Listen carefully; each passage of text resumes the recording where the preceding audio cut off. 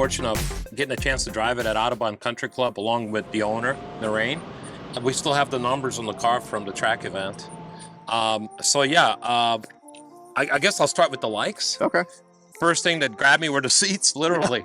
I mean, they fit me perfectly. Yeah, and when I sat in them, they were just amazing. They fit me, at least my body structure, really well compared to on my M3, which I hate. I've had that car for about 17, 18 years, and those are the least favorite seats I've ever had in a car. Well, they're great for street use, but not so much on a track. But these are great both street and track. Yeah. Yeah, and so those are like the things that stood out right away.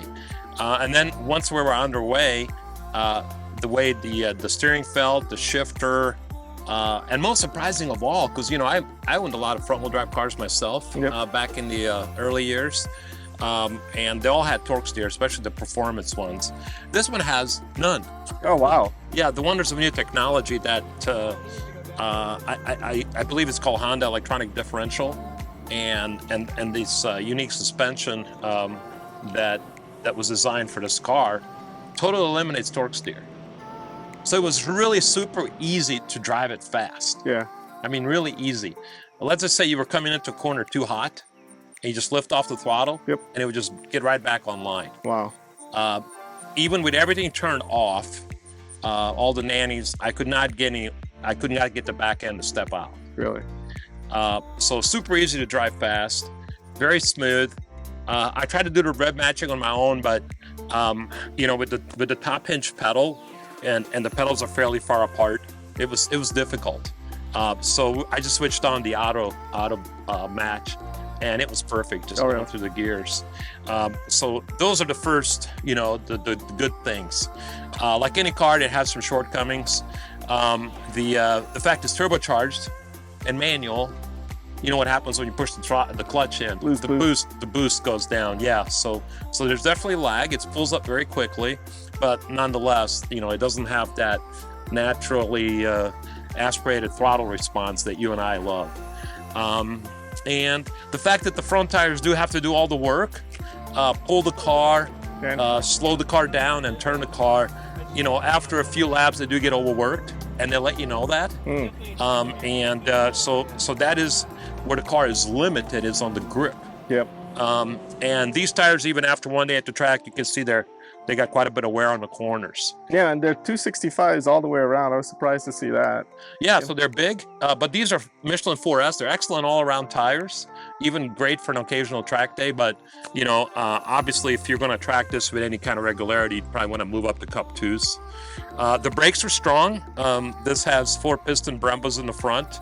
Now, are these the stock pads, or did you swap them out? No. Lorraine did a track a day or half day prior to us going there together. Okay. And he experienced some pedal softening, which was primarily, I think, due to fluid. So we switched the Honda fluid for some higher performance fluid.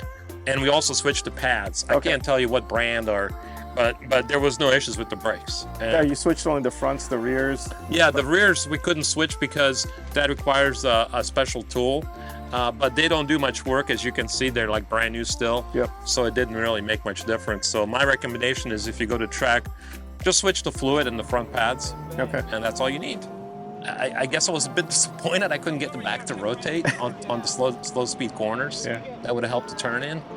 And when I pushed it beyond the limit, I started overdriving it a bit in a couple of corners intentionally. Really coming in hot, braking hard. No ABS activation, so good braking performance. Hoping I could get the back to rotate, and I couldn't. So I would like to figure out a way to do that, aside from putting in an old school mechanical brake for the rear wheels. Yeah. But just out of the box as it is, it's a great car. Now, how's the suspension on the track? Was it too stiff, or was ideal for track use?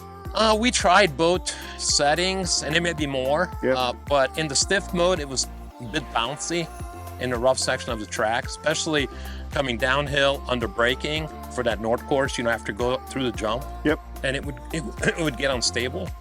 I think that on a smooth surface that's been freshly repaved, wide bumps, you could run it on stiff. Okay. So we switched back to normal mode, more compliant mode, which meant a little more body roll, but it eliminated that bounciness under heavy braking.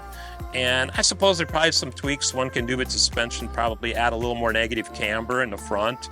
And that would do two things. One, it would maybe decrease the corner wear of the tires. And the additional grip in the front may allow the driver to induce some trailing throttle oversteer in the back to get the car to rotate more quickly in a corner. Now, but that's just my theory. Is this a track-worthy car? Yes, without a doubt. Yeah.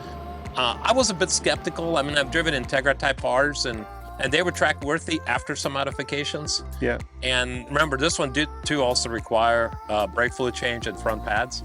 But Narain's a very skilled driver. I think a beginning driver that just getting started on track events, or even an early intermediate, would be fine with this car as is. But once you get, later intermediate, advanced level driving, you definitely would need to change at least the brake fluid and the front pads, and preferably the tires at some point as well. Okay. So overall, what's your rating? This is a buy for you if it was MSRP and one of your, you could use it for both track and daily driving duties? Yeah, without a doubt. Yeah, it's a 2 thumbs up car. Yeah. With that, my name is Jag. I'm Boris. And we'll see you later. Whew. Cooking, man. Yeah.